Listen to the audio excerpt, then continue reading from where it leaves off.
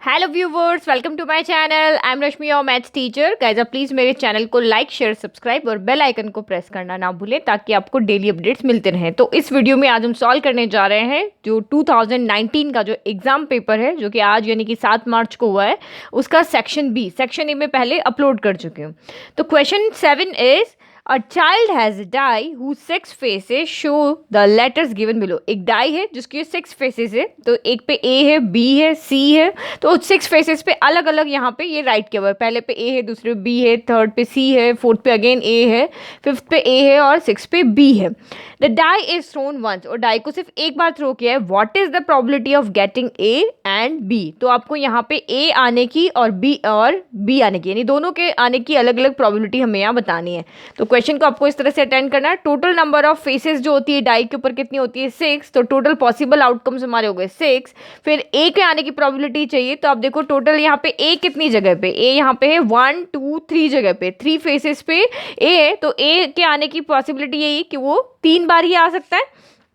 तो जो favourable outcomes हमारे 3 हो गए, टोटल पॉसिबल आउटकम्स हमारे 6 हो गए। तो बहुत इजी क्वेश्चन था ये। प्रोबेबिलिटी ऑफ गेटिंग ए, तो favourable outcomes divided by possible outcomes. तो इस तरह से अगर आपने क्वेश्चन सॉल्व किया होगा तो आपको यहाँ पूरे 2 मार्क्स मिल जाएंगे। फिर बी के लिए, तो बी यहाँ पे हमारा 2 टाइम्स आ रहा है, यहाँ पे 1 2। तो पॉसिबल आउटकम्स तो हमारे उतने ही हो गए 6, और फेवरेबल आउटकम्स बी आने के कितने हो गए? 2। तो प्रोबेबिलिटी हमारी होगी फेवरेबल डिवाइड बाय पॉसिबल 2/6, तो कैंसिल करके 1/3, यानी कि ए आने की प्रोबेबिलिटी 1/2 है और बी आने की प्रोबेबिलिटी 1/3 है। Now next question number 8। तो क्वेश्चन 8 में आपका ऑप्शन था, दोनों में से आपको कोई एक क्वेश्चन यहाँ पे करना था। तो ये जो सेकंड पार्ट है इसका, यानी कि 2 पार्ट है इसमें से, एक फर्स्ट और सेकंड। तो जो ये सेकंड वाला पार्ट है ये सीधा आपका एनसीईआरटी से एक क्वेश्चन आया था। एक्सरसाइज 1.1 का क्वेश्चन नंबर 2 है ये वाला। Show that any positive odd integer is of the form 6m+1 और 6m+3 और 6m+5 where m is some integer. तो ये तो बुक, ये वाला क्वेश्चन तो आपका as it is NCERT book से है। तो आप इसको ऐसे ही सर्च कर लेना कि एक्सरसाइज 1.1 क्वेश्चन 2, ताकि आपको पता चल जाएगा मैंने क्वेश्चन सही अटेंड किया या नहीं किया। और फर्स्ट पार्ट जो है इसका, find the HCF of 612 and 1314 using prime factorisation. तो ये भी बहुत इजी मेथड है, आपको सिर्फ फैक्टर बनाने थे और एचसीएफ फाइंड करना था। तो ये देखो इजीली हमने यहाँ फैक्टर बना लिए। तो we have to find HCF of this and this by prime factorisation. तो आपने 612 के फैक्टर बना लिए, जो कि 2 × 2 × 3 × 3 × 17 आ गया, और 1314 के फैक्टर 2 × 3 × 3 × 73 आ गया। तो ये डिग्री के अकॉर्डिंग अरेंज कर दिया। यहाँ 2 2 टाइम है तो 2 की पावर 2 कर दिया, 3 2 टाइम है 3 की पावर 2 कर दिया, 17 1 टाइम है तो 1 कर दिया। फिर इसके में 2 1 टाइम तो 1 राइट कर दिया, 3 2 टाइम तो 2 राइट कर लिया, 73 1 टाइम तो 1। तो एचसीएफ क्या होता है कि product of smallest power of each common prime factor. तो इनमें से जो कॉमन होगा, जैसे 2 यहाँ पर भी है, यहाँ पर भी है, बट उसमें से जिसकी पावर कम होगी वो आपको लेना है। यहाँ 2 यहाँ भी है, यहाँ भी है। पहले तो देखना जो कॉमन होगा वही लेना है, और जिसकी पावर कम हो वो देखना है। तो 2 की पावर यहाँ 2 है, यहाँ 1 है, तो हम इसको ले लेंगे। ओके फिर 3 यहाँ भी है, यहाँ भी है, तो इसमें दोनों की पावर सेम है, चाहे आप किसी को भी लिख लो। तो ये 3 पावर 2 लिख लिया। फिर 17 यहाँ है बट यहाँ नहीं है, और 73 यहाँ है बट यहाँ नहीं है, तो इसको हम नहीं लेंगे। तो हमारा आंसर 2 × 3 × 3 यानी कि 18 हो जाएगा। Next question number 9। Next question number 9 is, for what value of k does the system of linear equations have infinite number of solution? तो ये भी आपका easy NCERT से ही क्वेश्चन है, बट यहाँ वैल्यू आपकी यहाँ पे चेंज है। बाकी सेम क्वेश्चन NCERT बुक में है, एग्जाम्पल में है, और वैल्यू यहाँ पे चेंज है। तो यहाँ पे हमें क्या फाइंड करना है? k की वैल्यू फाइंड करनी है, और हमें कंडीशन दी हुई कि इस दोनों इक्वेशन के इनफाइनाइट नंबर ऑफ सोल्यूशन है। तो आपको अगर ये कंडीशन याद होगी कि इनफाइनाइट नंबर ऑफ सोल्यूशन क्या कंडीशन होती है, तो इस इक्वेशन को इजीली सॉल्व करके आप k की वैल्यू को फाइंड कर सकते हो।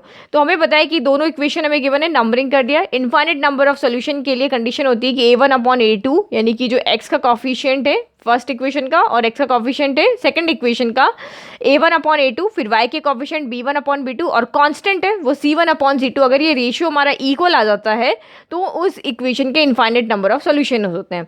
तो इसको हम जनरल इक्वेशन से कंपेयर किया, तो a1 a2 और a1 c1 b1 और c1 हो गया। ये फिर ये a2 b2 और c2 हो गया।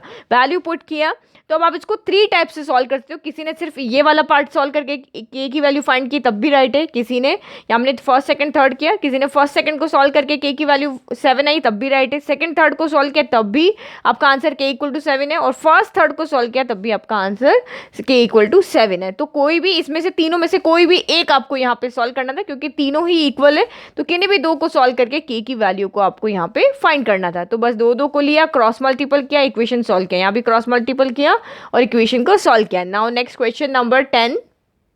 तो क्वेश्चन नंबर 10 में अगेन आपका ऑप्शन था कि इन 2 क्वेश्चन में से कोई एक क्वेश्चन आपको अटेंड करना था। तो जो सेकंड पार्ट है वो आपका एक्सरसाइज 5.2 का क्वेश्चन नंबर 10 है। आप बिल्कुल इसी को एज इट इज यूट्यूब पे या गूगल पे सर्च करो, एक्सरसाइज 5.2 का क्वेश्चन नंबर 10, वहाँ पे आपको इसका सॉल्यूशन और आंसर दोनों मिल जाएगा। तो यहाँ पे डी का आंसर जो हमें कॉमन डिफरेंस फाइंड करना है वो डी की वैल्यू हमारी इक्वल टू 1 आ रही है। फिर ये वाला क्वेश्चन, तो ये भी आपका एनसीईआरटी बुक में ही इसी तरह का क्वेश्चन है, बट ये वैल्यू वहाँ पे चेंज है। आई थिंक वहाँ पे 3n है।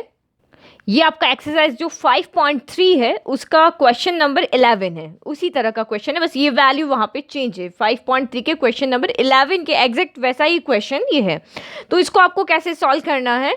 If Sn the sum of the first n term of an AP is given by Sn equal to 2n square plus n, then find its nth term. तो आपको यहाँ पे n यहाँ पे given है, Sn आपको यहाँ पे गिवन है, वेरिएबल के फॉर्म में आपको सम गिवन है, देन आपको जो AP है, जो भी AP है जिसकी n टर्म का सम आपको यहाँ पे गिवन है, आपको उसकी nth टर्म क्या है वो फाइंड करनी है, यानी कि लास्ट टर्म या nth टर्म क्या है वो फाइंड करनी है।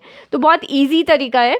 आपको Sn गिवन है, तो ये हमें सम गिवन है। अगर हम n इक्वल टू 1 रखते हैं तो हमारा फर्स्ट टर्म का सम आ जाएगा, यानी फर्स्ट टर्म का सम, यानी उस AP में एक ही टर्म होगी, तो एक ही टर्म होगी, नहीं तो वही हमारी क्या हो जाएगी, फर्स्ट टर्म हो जाएगी। तो n इक्वल टू 1 रख के जब हमने इसको सॉल्व किया तो 3 आ गया। तो sum of the first term of an AP is 3, यानी कि फर्स्ट टर्म का सम 3 है, और फर्स्ट टर्म में सिर्फ पहली ही टर्म होगी तो उसका सम भी आपका 3 आ जाएगा। तो जो सम आया वो एक्चुअल में आपकी फर्स्ट टर्म ही है।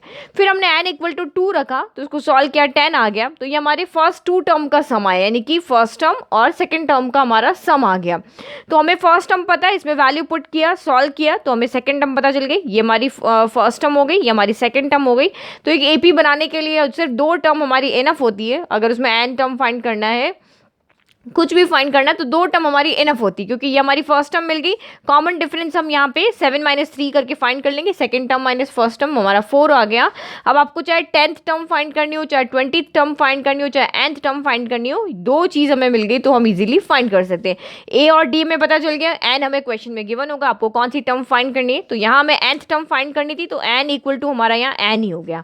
तो पुट किया an इक्वल टू A की जगह 3, n की जगह n, D की जगह 4, सॉल्व किया तो an यानी nth टर्म हमारी क्या आ गई यहाँ पे 4n - 1। तो nth term of an AP is 4n - 1। Now next है क्वेश्चन नंबर 11। तो the mid points of the line segment joining A is 2a, 4 and B is -2, 3b is 1, 2a + 1, यानी कि हमें यहाँ पे क्या दिया हुआ है, इन दोनों कोऑर्डिनेट को ज्वाइन करने से एक लाइन बन रही है, उसका मिड पॉइंट हमें यहाँ पे गिवन है। Find the values of A and B। तो ये भी बहुत ईजी क्वेश्चन है। मिड पॉइंट फॉर्मूला हम कितनी बार कर चुके हैं। तो मिड पॉइंट फॉर्मूला लगाना है, जो वैल्यू गिवन है वो पुट करनी है, और जो नहीं हमें यहाँ पे गिवन है, यानी A की वैल्यू हमें यहाँ पे और B की वैल्यू फाइंड करनी है, तो वो हम इजीली फाइंड कर लेंगे। तो आप यहाँ पे देखो क्वेश्चन, ये जो हमारे पॉइंट्स है, ये C इसका मिड पॉइंट है। The points are A is this, B is this and let C इसका मिड पॉइंट है। मिड पॉइंट फॉर्मूला या फिर मिड पॉइंट के कोऑर्डिनेट फाइंड करने का फॉर्मूला हमारा होता है x1 + x2/2, y1 + y2/2।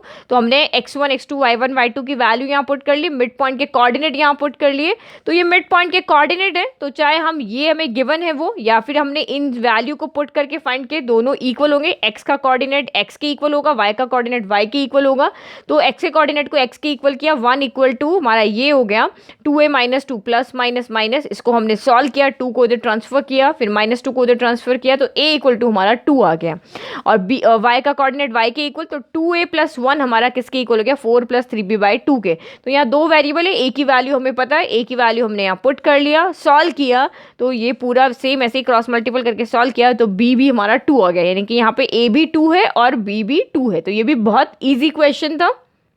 Now next question number 12। तो ये क्वेश्चन आपका इस तरह का आपने पहले नहीं किया होगा, ये थोड़ा सा क्वेश्चन आपका चेंज हो गया जिसमें प्रोबेबिलिटी भी है और मीन भी है। तो question is find the probability that a number selected at random from the numbers will be there mean. तो आपको क्या किया है, यहाँ पे डेटा गिवन है, तो आपको यहाँ पे बताना है कि मीन के आने की क्या प्रोबेबिलिटी है। तो ये आपका डेटा जो है अनग्रुप्ड डेटा है, तो हम इसका मीन इजीली फाइंड कर सकते हैं। हमें पता है मीन, जो अनग्रुप्ड डेटा का मीन होता है sum of observation divided by number of observation होता है, यानी इन सारे ऑब्जर्वेशन को सम करना है, ऐड करना है और डिवाइडेड बाय ये कितने ऑब्जर्वेशन है उससे डिवाइड करेंगे तो मीन आ जाएगा।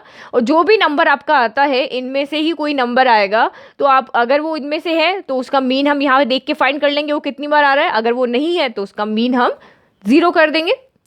तो ये हमारा हो गया given numbers are this, mean हमारा sum of observation divided by number of observation होता है। तो नंबर ऑफ ऑब्जर्वेशन या टोटल इसको काउंट कर लो कितने, तो टोटल 10 है, 1 2 3 4 ऐसे करके हम काउंट करेंगे, 10 आ गया।